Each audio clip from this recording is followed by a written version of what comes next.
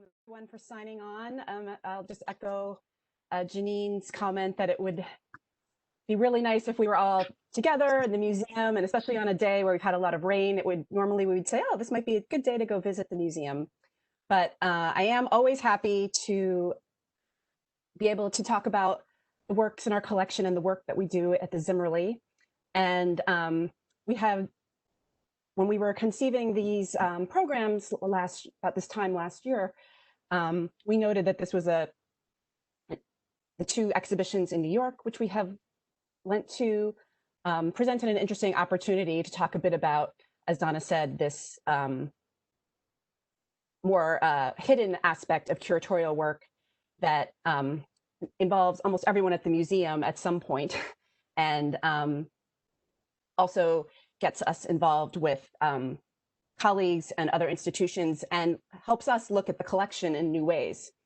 Before we get started, I just want to thank Janine and Whitney for their initiative in organizing this program, and my colleagues, Kiki Michael, Nicole Shelton, everyone in the registrar's department, Leslie Crift, Margie Molnar, and our operations team, all of whom play a role in helping us be the active lenders that we are. So I'm going to share my screen.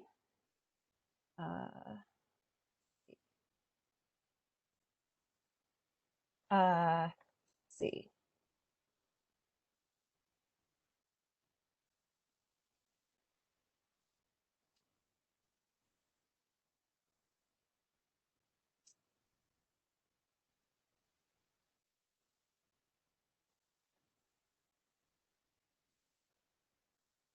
Janine, my screen share is not letting me. Sure. That share content button in the middle. That middle button. Right next to the video. Oh, sorry. That's okay. Looking in the wrong place. That's okay. I've definitely done that before. Okay. And I'll let you know when we can see it on our end, Christine. I know sometimes it takes a minute. Okay.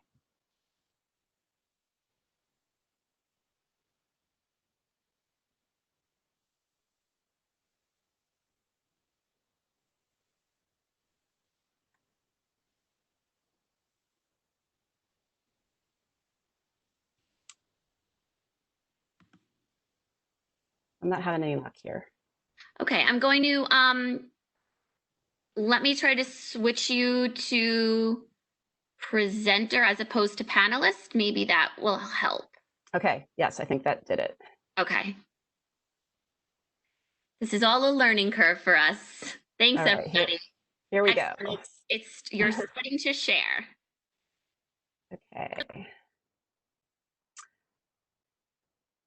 So I'm starting off with these two prints from our collection, both of which have been on view in recent years in different contexts at the museum. As you can see on the left is Paul Signac's design for a program for the Avant-Garde theater called the Théâtre Libre. And on the right is a program by Alfred Jarry for his own play titled Ubuwa. And these sort of sum up a lot about the strengths of our collection and the strong record of scholarship in this area that the Zimmerli has. Both of these are from the 1890s, 1893 on the left and 1896 on the right. And this was a very fertile time for the arts, for theater, for literature. And a lot of it was what we would now consider, very avant-garde, going against tradition, and sort of this is the beginning of the real sort of bohemian artist, going against the established norms of and convention of their education or the established traditions in French art. And They're part of a collection that was really built a lot during the 1980s and 90s and sort of made a grand debut to the wider art and museum world in 1996 with the exhibition and publication called The Spirit of Montmartre. And this was a revelation for many people who worked on late 19th century art because it did so successfully introduce and research these artistic circles, the cabaret culture, and how it all influenced both literary and artistic and culture in 1890s Paris. And I would say, just as an aside, that publication is probably the source of 90% of our loan requests, our collection inquiries. We've become known as a U.S. center for this type of material, which is exactly why the lenders, borrowers for these shows came to us. As Donna said, we are very active in loans. Some years are more active than others. But just to show you, on the left, we have home pages for exhibitions that we recently lent to that are now closed. One was the Helen Frankenthaler Prints exhibition that was at the Princeton University Art Museum last fall, and I hope many of you got to see it. It was a really terrific show. Below that is an international loan exhibition called Into the Night, Cabarets and Clubs in Modern Art, which was jointly organized by the Barbican Art Gallery in London and the Belvedere Museum in Vienna. And that exhibition looked at basically cabaret culture and how it influenced art, starting with the Chat Noir Cabaret, which I hope is a familiar institution to all of you who have frequented the Zimmerli over the years, and went up into the 1960s, but focusing on cabarets in different European capitals. And then some upcoming loans where we will be lending works. There is an exhibition being organized at the Morvan Museum in Princeton, where we'll be lending drawings by James Hardenberg. And the Georgia Museum of Art at the University of Georgia is organizing a retrospective of Emma Amos, who recently passed away. And that show will travel, I know, to Philadelphia and I believe one other venue next year. But just to sort of talk a little bit about the nuts and bolts of how loans happen in the museum world, I'm showing, these are two installation shots from the Barbican on the left and the Belvedere on the right. And you can see right here, this silhouette of St. Anthony and the Devil is hanging, his feet are hanging here, and they've projected the shadow onto the wall to give the effect of the famous shadow theater at the Chat Noir. And that, if you remember correctly, that work has been on view in the European Gallery for a long time. And two other loans among the 7 that were requested were on the left, the Adolphe Villette Green Virgin, which also anchored a corner of the European Gallery for the last several years, as well as a print advertising the program for the Shadow Theater by Henri Rivière. So the show opened at the Barbican in the fall of 2019, and early 2018, the curator at the Barbican contacted me to introduce herself, to let me know about this exhibition that was in development, and to say that she was planning a significant research trip in the United States to look at works that they might want to borrow that coming summer, the summer of 2018, and could we be in touch, and as she worked out her schedule and reserved some time for her in the study room, which we did.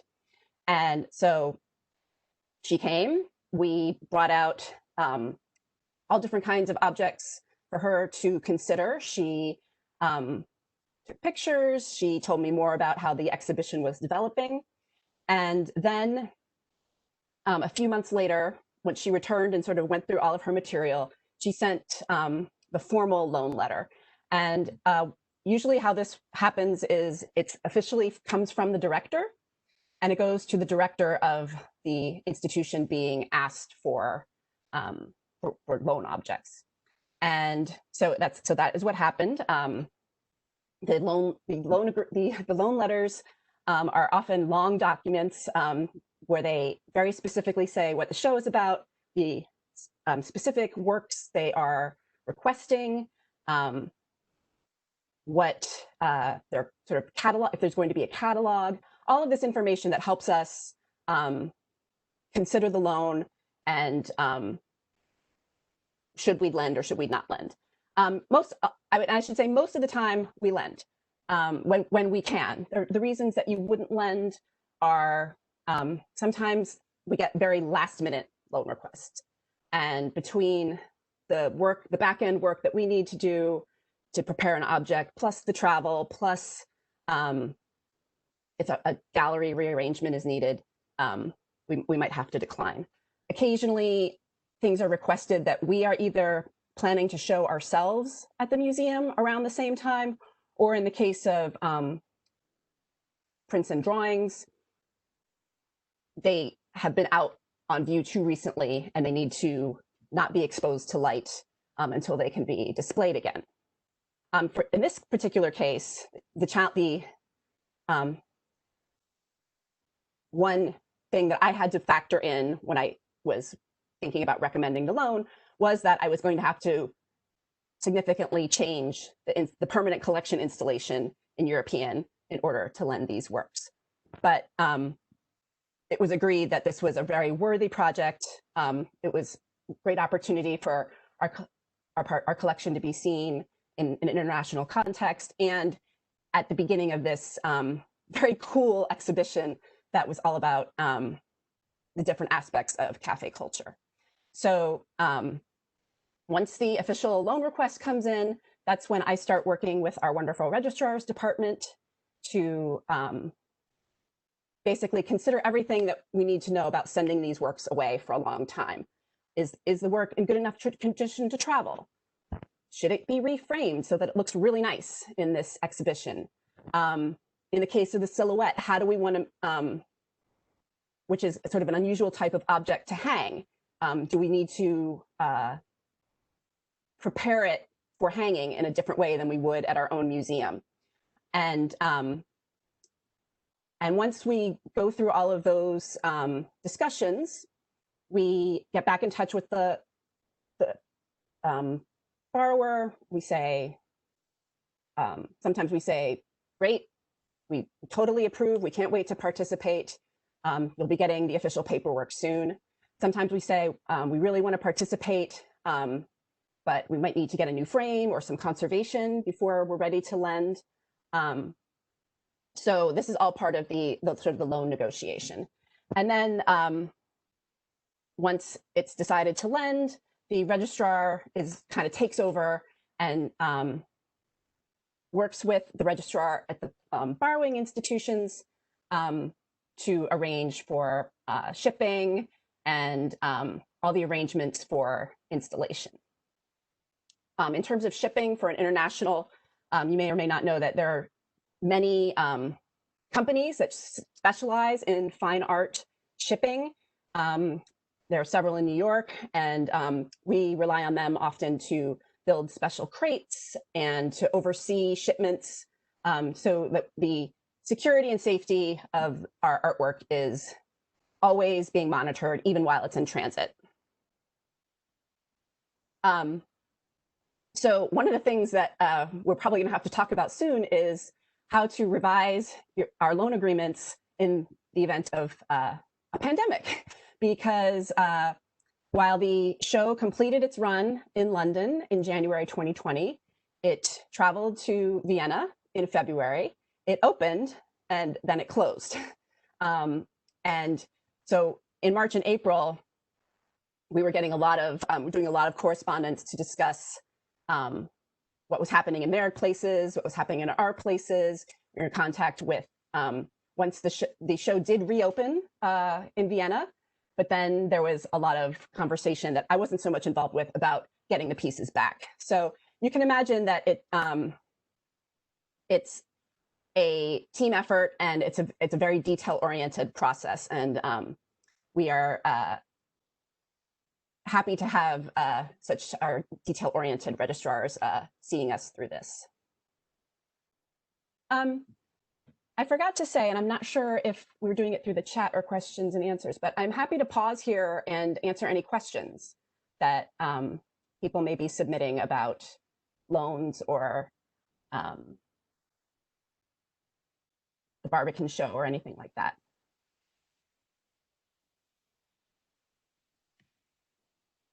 So hi everybody. So if everyone wants to take advantage of that Q&A feature, there should be a box on your main set of buttons right in the middle of the screen with a box and a question mark.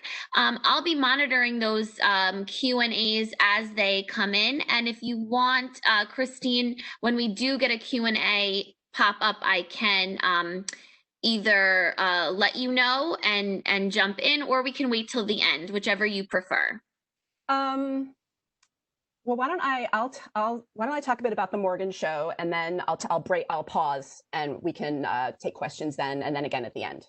Perfect. Okay. So also in 2018, I got a inquiry from the curator at the Morgan Library, just explaining that they were starting to plan an exhibition about the cultural, somewhat sort of little known cultural icon of late 19th century France, Alfred Jarry.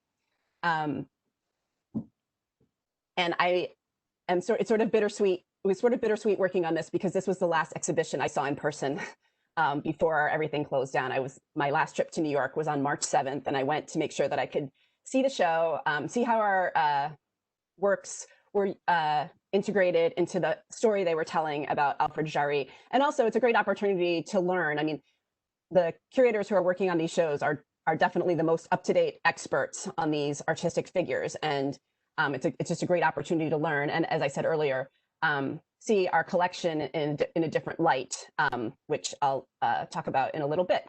But so this show came about because, as you'll see here, it says Alfred Jarry, the Carnival of Being, celebrates the generous gift to the Morgan Library and Museum of the books and manuscripts from the Robert J. and Linda Kleeger Stillman Pataphysics collection. So in 2017, the Morgan received a large collection of about 300 objects, all mostly about Jarry and this pseudoscience that he invented called pataphysics. Linda Kleeger Stillman she's American, but she got her PhD in French language and literature, and Jarry was her dissertation subject and sort of became her life's obsession. And so Jarry, you may or may not be familiar with him if you are a theater buff. He's probably best known, if you know him, as the father of absurd theater. And he was very interestingly, as we'll see with his circle, he was very well connected when he got to Paris as a young man in the 1890s. He came from a relatively well-off family, had a very strong liberal arts education, but the crucial moment in his education was when he was 15 and he met his physics teacher who he thought was just an awful ogre, and started calling him Ubu. And he wrote stories about him. Even at this age in high school, he started developing puppet shows about him that he and his friends would do to basically constantly satirize this buffoonish teacher as they saw him. And this pataphysics field that Jarry invented is also a reference to this teacher with whom he just knocked heads so often. But on the website, they have a nice range of the types of objects that were part of the gift. This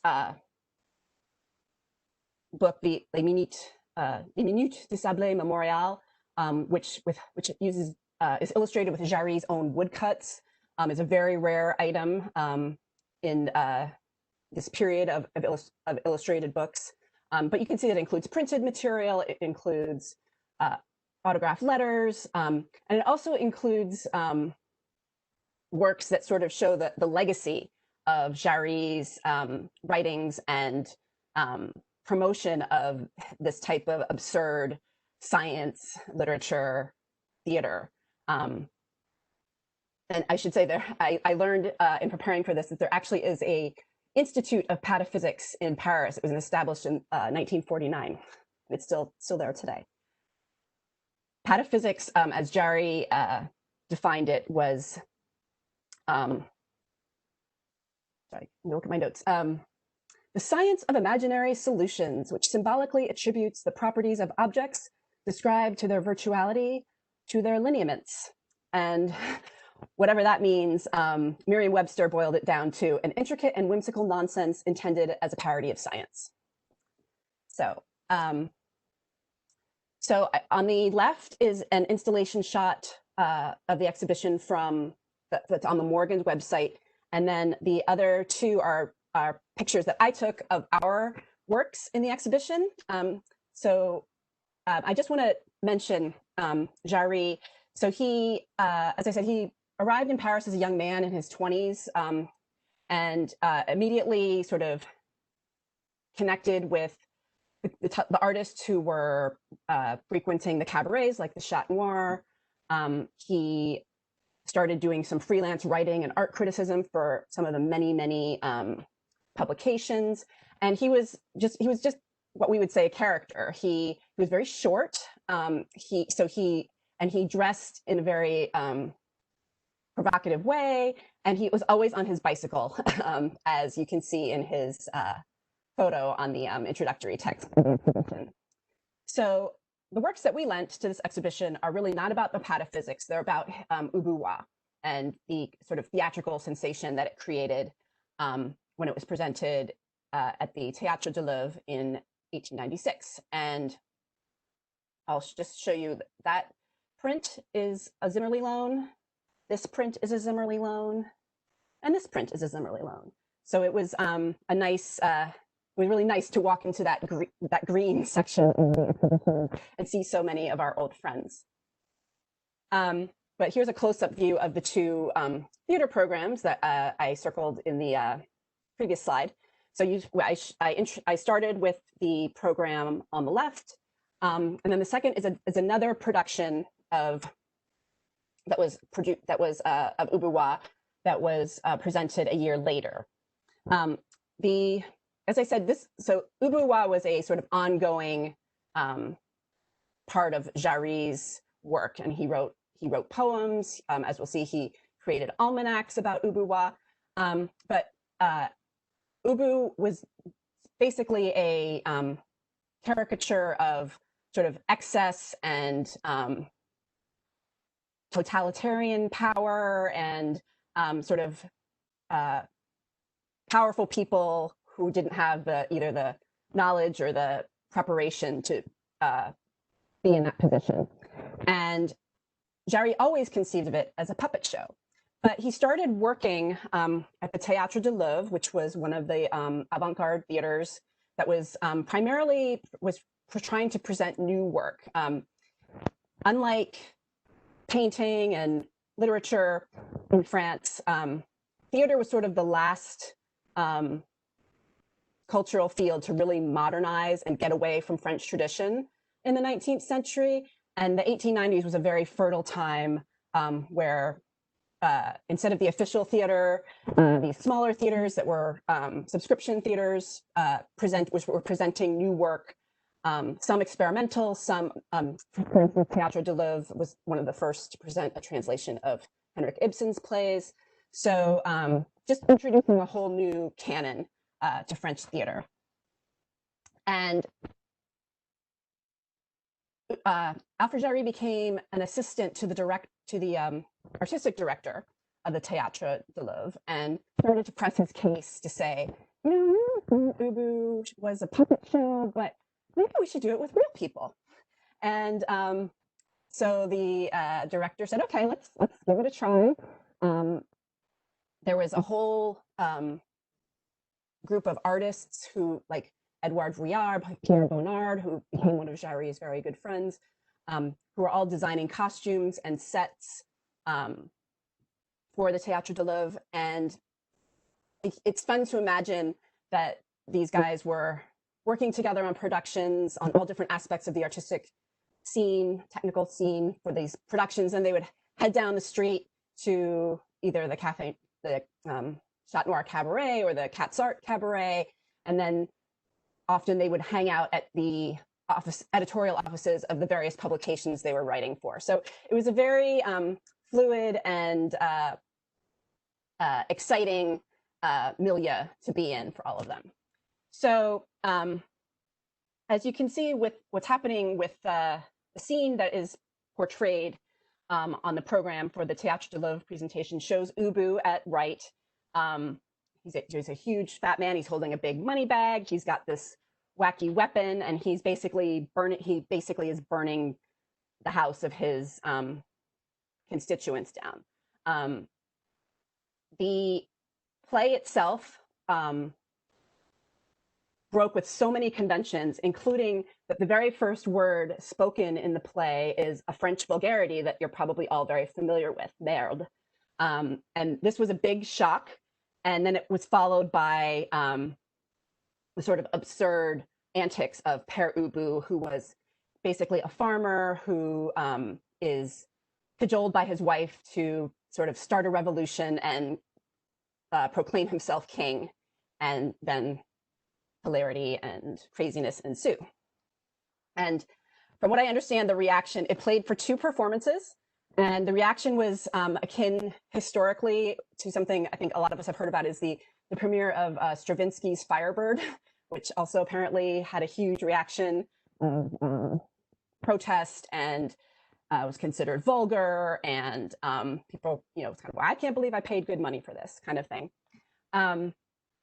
So, and it caused such a stir that after that particular season in which Ubu was presented, the Ubu play was presented, the artistic director of the Théâtre de l'Oeuvre said, I'm not presenting any more French plays. I'm only presenting foreign plays from now on. So following this, his exile from the Théâtre de l'Oeuvre, Jarry got together with 2 friends, one of whom is a musical composer named Claude Terrasse, who was the artist Pierre Bonnard's brother-in-law, to establish a puppet theater. And so this playbill on the right is the first time that they presented the Ubu as a puppet show in a formal theatrical setting. And that was one of its greatest hits. I think it played something like 30 performances there, but unfortunately the puppet theater was very short-lived. It opened in December of 1897 and was closed by censors by March of 1898. Another work that we lent to the exhibition to sort of both establish Jarry and Bonnard's relationship and their constant sort of parallel lives in art and literature and literary writing. We lent our poster for the publication La Revue Blanche, which was I often say it's sort of the equivalent, would be the equivalent of the New Yorker today. It was a monthly publication that touched on all aspects of culture, occasionally politics, and like the theater, was interested in bringing new voices forward in the mainstream of literary culture. They published many translations of writers, English writers in English, like Edgar Allan Poe and Jane Austen. On the right, this publication, which is an illustrated book, a collaboration between Pierre Bonnard and Alfred Jarry, is in the Zimmerli's collection, but it was part of the gift to the Morgan Library, so they didn't need to borrow ours, but it was very nice to see their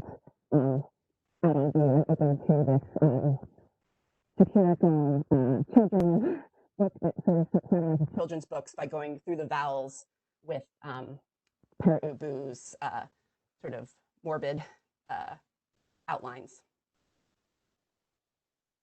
And this is just again to sort of show the symbiosis between all of these publications and the theater. And this is a copy of La Revue Blanche. Oh, thank you.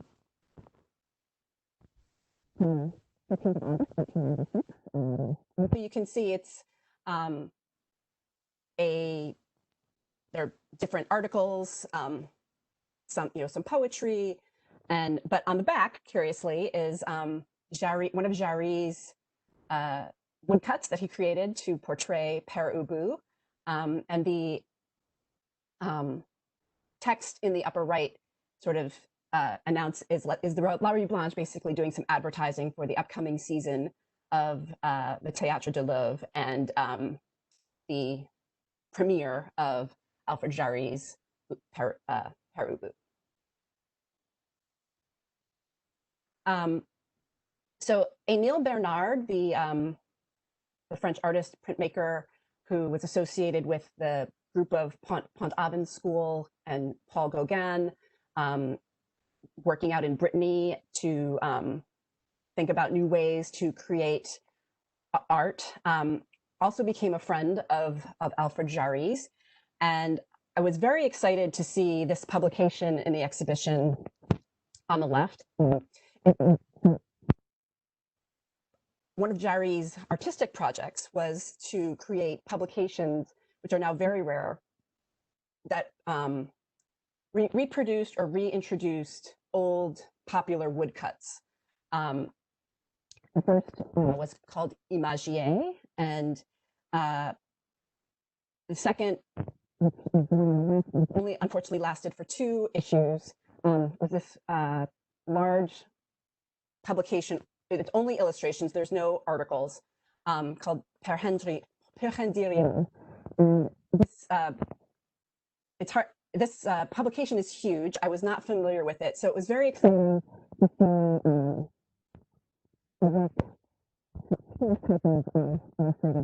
see this really ephemeral publication, and also to have another example of the work of Emil Bernard, which reminded me of a recent acquisition that we made as a gift. On the right is the woodcut by Emil Bernard of Crucifixion, which you can see he's also working out these, trying to use a more archaic artistic vocabulary of woodcut to tackle a be modern.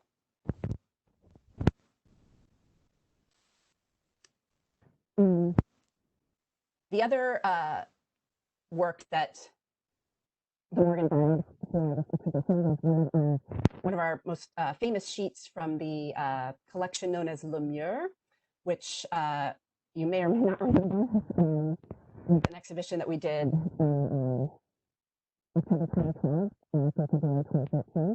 This was another aspect of cabaret culture that has inspired a lot of research and rethinking of the intersections between art, theater, music, and literature during this period. After the Cabaret de Quatre Arts was like the Chat Noir. It was a place where artists hung out, where it was almost like a salon where they tried out new work on each other. But one of the projects at this particular cabaret was what they called a journal, in which people who went to the cafe could make a drawing and just put it on the wall, and it would be sort of changing of works that were sometimes pure,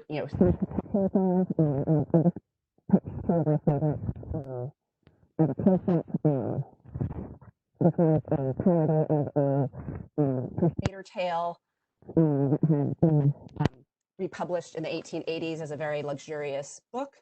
And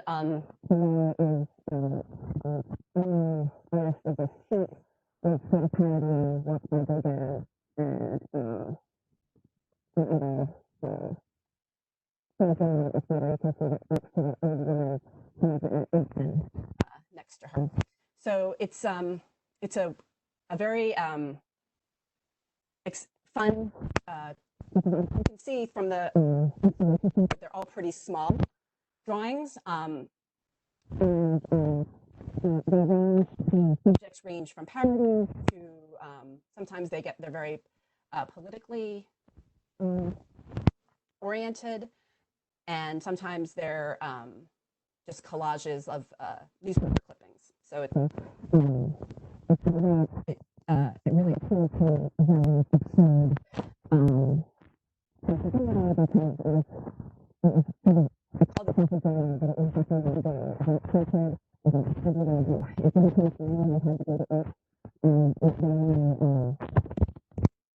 There were no, I'm sorry, Janine.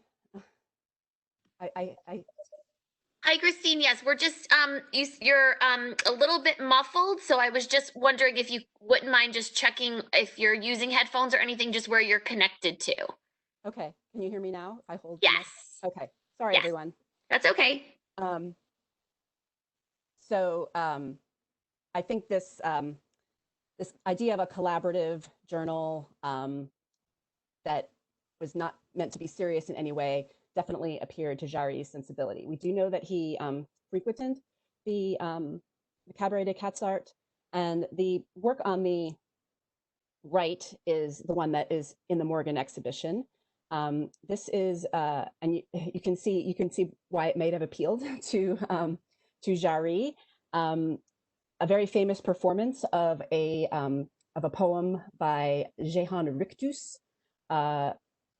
It was called the Soliloquies for the Poor, and like Jarry's Oubrouat, it began with the French vulgarity merde. And this particular sheet is a pun. The French on the inscribed on the sheet is actually a parody of the first line of the poem, which is merde, voilà l'hiver, et c'est décontent, which translates as crap. Here comes winter and it's discontent. But here it's voilà l'hiver. Here is the green eye. And apparently Jehan Rictus had a very, was a very tall, gangly man. And so the artist who created this sheet sort of turns him into a green eye as a parody for the presentation of Lemur. Okay, Jeannie, do we have any questions? We do. Give me one sec. Okay. So, hang on one second.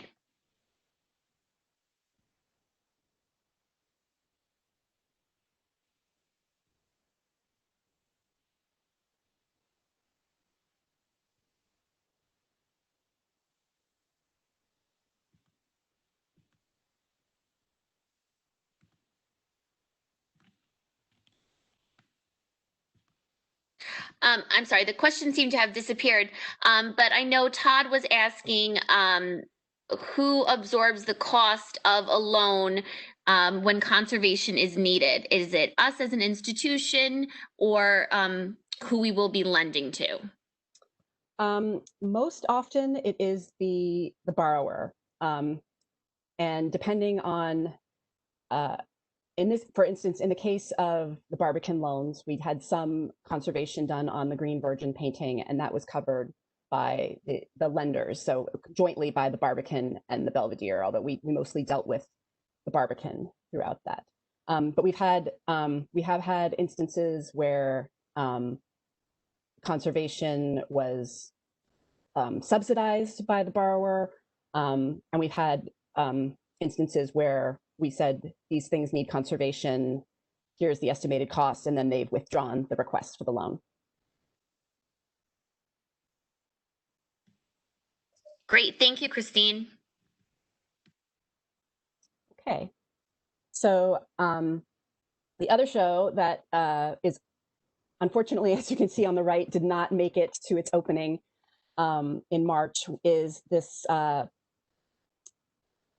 exploration of a very similar figure, a friend of Alfred Jarry's, Félix Fénéon. He was about 10 years older than Jarry, but they were definitely in the same circles. They knew one another, and in fact, I read that the office of the La Revue Blanche one year there was a big party, and the person describing the party specifically mentioned Fénéon and Jarry talking to one another, and Fénéon was very tall and Jarry was very short, and so it made quite an image for the writer. But as you can see, this is also an exhibition that was first in Paris and then was traveled to MoMA in New York. The show in Paris was much larger because it was actually being presented at 3 Paris institutions to show different aspects of Fénéon's activity as a writer, as an art critic, and as a collector, an art collector. And so again, the curator made an inquiry and came to visit the collection in the summer of 2018, even though the loans were going to be needed a little bit later. We did not, the works that we lent to this exhibition did not, were only for the MoMA presentation. And this often happens with works on paper loans. There may be limitations for exposure or other reasons not to subject a work to extensive travel. And so what was decided in Paris between the MoMA team and the Paris team was that if MoMA could find the same printed material or similar works, they would seek it from US collections rather than adding to the expense of the shipment from Paris to New York. And so that is one aspect of the works that we borrowed. And then the other was that it's a very different, both museums were very conscious of their audience and familiarity or lack thereof with Félix Fénéon and or Paul Signac. But the main reason that MoMA is involved is because they own the great painting, a portrait of Félix Fénéon by Paul Signac, the painter who you'll remember created the program, which you'll see in a minute. This is from 1890. Paul Signac and Georges Seurat in 1886 had sort of debuted their pointillist style in the last Impressionist show. And Fénéon was the critic who coined the term neo-impressionism. And Signac and Fénéon had been friends before that. They met around 1884, just from, again, these same circles of the cabarets, the exhibitions, involvement, or just even attending the theaters. And they became friends. And in 1890, in spring of 1890, Fénéon wrote the first sort of long-ish appreciation of Paul Signac as an artist. And that was, as I said, it was published in spring of 1890. And Signac was just so happy that he approached Félix Fénéon, offering, he said, I want to do a portrait of you. Let's do a portrait. And they corresponded about it. And Fénéon very modestly said, oh, I would love to sit for a portrait for you because I know that in the future, it'll be in a museum as a painting by the great Paul Signac of some unidentified man, being very modest. But in their correspondence, which had some back and forth before he actually sat for the portrait, the concept was pretty much in place in Signac's mind, which was this very dapper fellow holding a flower, extending it, and in front of this very kaleidoscopic background.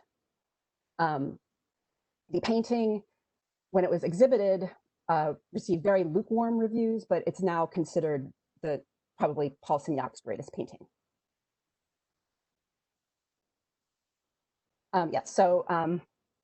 As you saw at the beginning, Paul Signac, along with Georges Seurat, were very interested in the color theories that were being discussed, particularly this, as you see here, this Mr. Charles Henry. He wrote a very popular treatise among artists about the idea of the eye with colors being placed next to each other, and the eye and the brain doing the work of mixing them together and giving you these wonderful, colorful effects. And Signac, this work from 1889, decided to see if he could get it translated into print. So this is a color lithograph. And the Théâtre Libre was a avant-garde theater established before the Théâtre de l'Oeuvre. And its incentive to get people to subscribe was that they commissioned rising artists to design the programs, and the programs didn't have anything to do with the actual production that was being presented.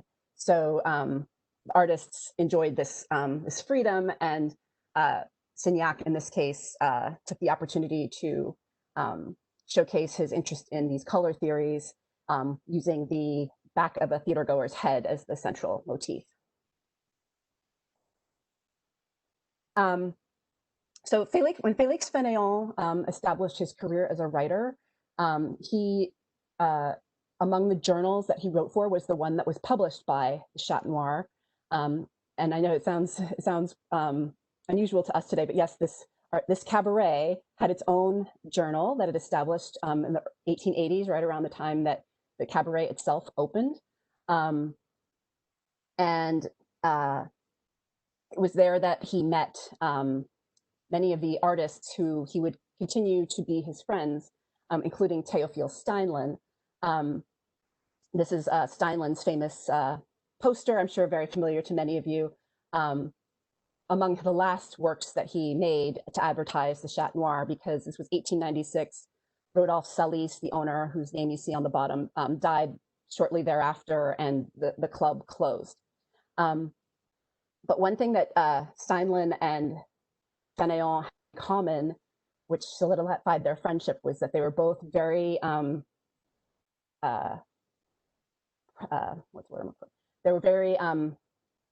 supportive of anarchy, of anarchic causes, which was a major social movement during the 1890s. And I'm just going to go to this next poster, which is also on view at MoMA, or on view, it's installed at MoMA right now.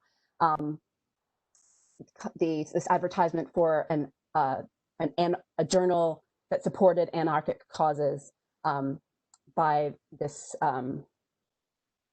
figure named Zoe Daxa. There's some disagreement about who he actually was. This was an adopted name, but he was a great figure in these anarchic demonstrations that were taking place in the early 90s. These were set off on May Day, 1891. It was the first time that French workers were celebrating this workers' holiday that had been already approved in other parts of Europe.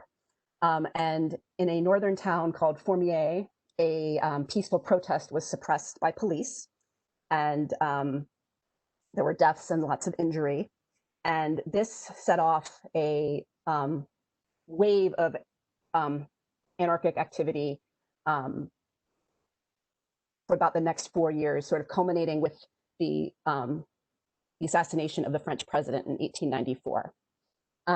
So Fénéon, Steinlen, Fénéon, Signac, they were all very interested in this idea of a stateless society, where they didn't necessarily associate it with terrorism, which I think has certainly developed over the years, but they felt that at this time in France, the Industrial Revolution, which widened social disparities, needed, it was basically saying the government isn't going to help us, we should abolish the government and sort of come to a societal agreement. And Fénéon in 1894 was among, during this period of between 1892 and 1894, there was a huge police crackdown on any anarchic activity, even a suspected anarchic activity. And in a sort of big demonstration of force in 1894, Fénéon and 29 other suspected anarchists were brought to trial, and most of them were acquitted.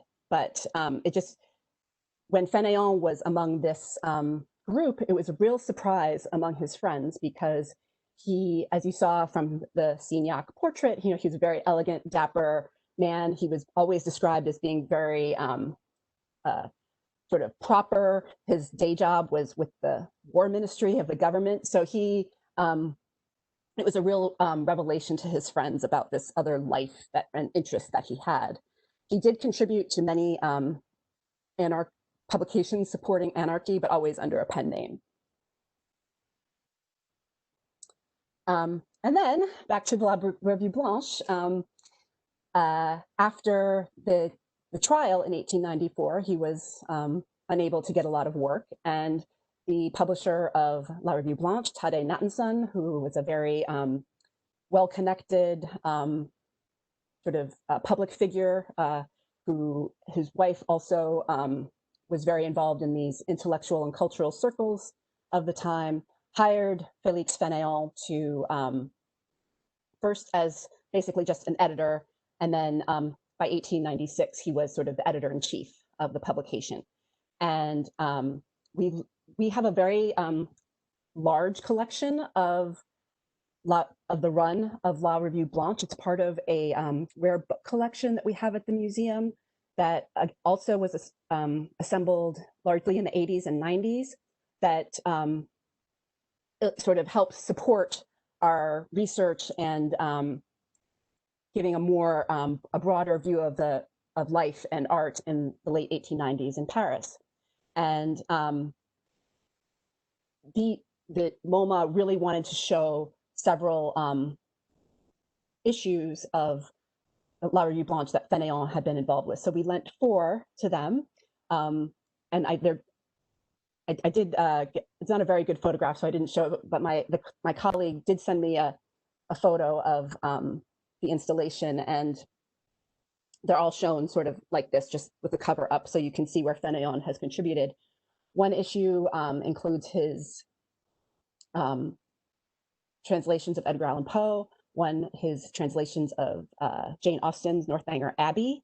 One is a very political essay about the Dreyfus affair, which, as you may be familiar, was a major legal sensation when a soldier was wrongly tried and convicted of treason based on his religion.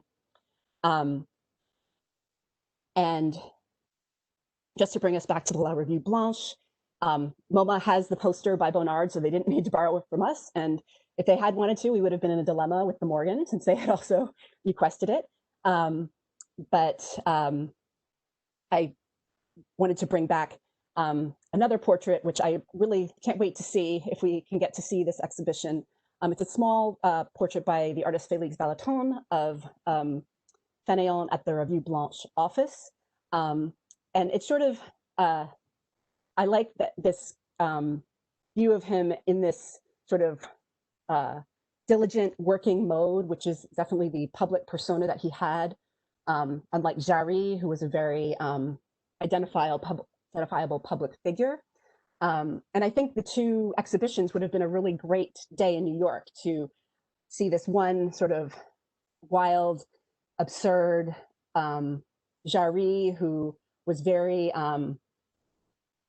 flamboyant and really was always focused on art, never really involved in politics, and contrasting him with his friend Félix Fénéon, who was really sort of, both men were writers. Jarry wrote theater and novels and almanacs. Jarry just wrote short articles. He never wrote a novel. He never wrote a long tome. And he actually gave up art criticism in the early 1900s. So it would have been a really nice call and response between the two had we been able to make a day of it.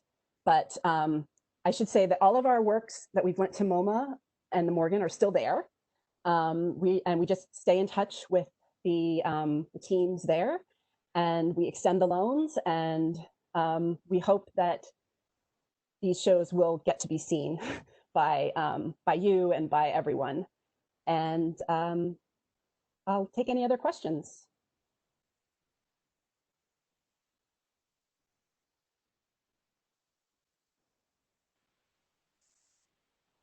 Hi, everyone. So just to remind you, if you do have a question for Christine, you can go ahead and use that Q&A section.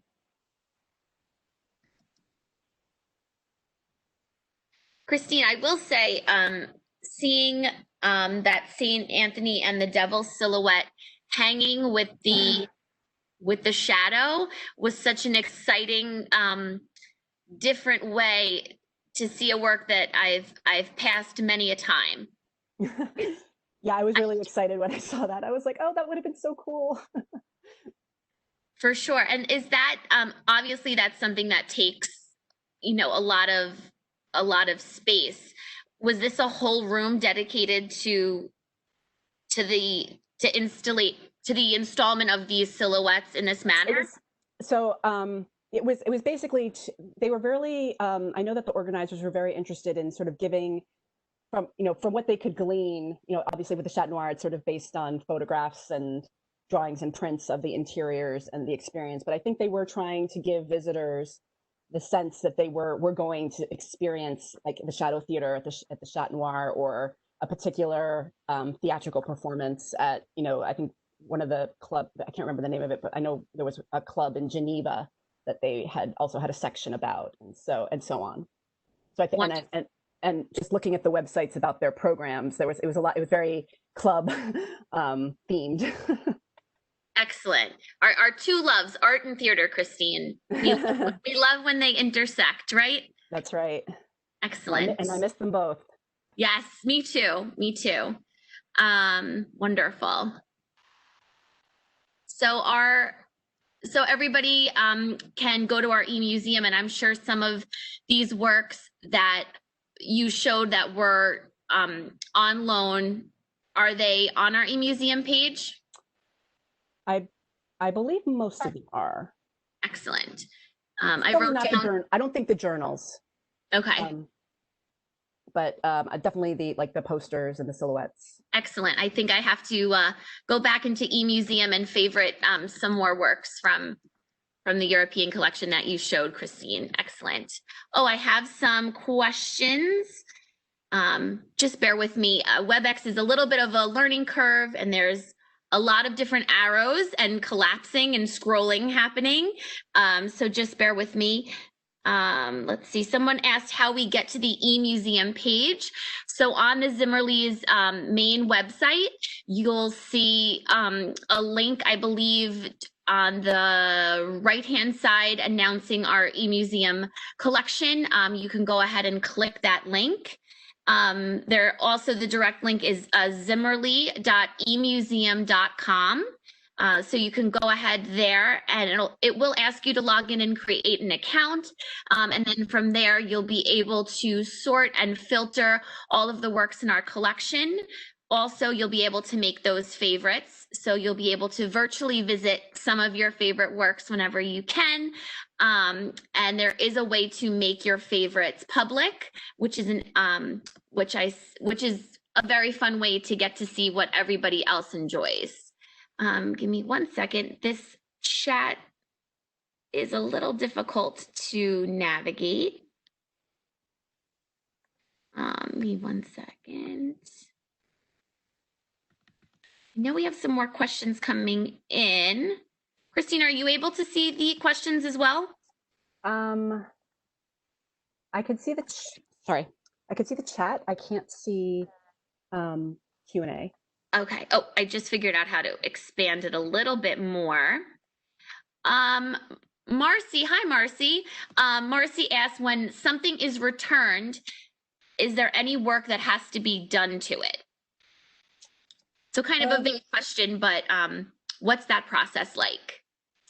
So there's a there's a, the work comes back to the museum, and usually it's in a crate usually, and then we usually wait a day so that for the work to reacclimate to the climate of the museum before we unpack it, and then it's checked just to make sure. So usually, what happens on the outgoing end when we send it away, we do a condition report and we note. And I mean, occasionally they'll say there's something that is on the painting that is not a problem, but it might look like a problem. So you might say there's like a discoloration in the upper right corner or something. And then upon arrival, the borrower will do a condition report and check that everything has stayed the same. And that's done at every moment of opening and of packing and unpacking the object. So when it comes back, the work is checked against these condition reports that are forwarded to us. And then, in the case of a print, it's often unframed and just put back in storage. In the case of other works of art, they may go directly back into the gallery if they've been taken off view, or they may just go back into their regular storage spot. Very nice. Okay. Just a final call for any questions for Christine.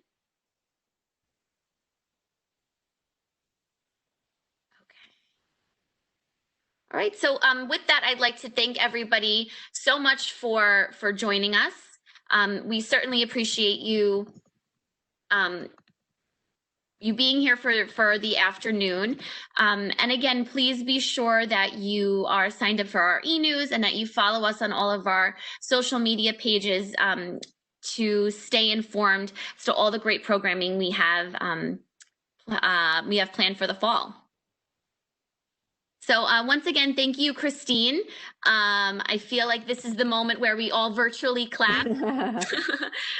So again, I'd like to thank Christine and Donna and our over 50 participants for joining us. And once again, thank you. Thanks, Bye, everyone. everyone.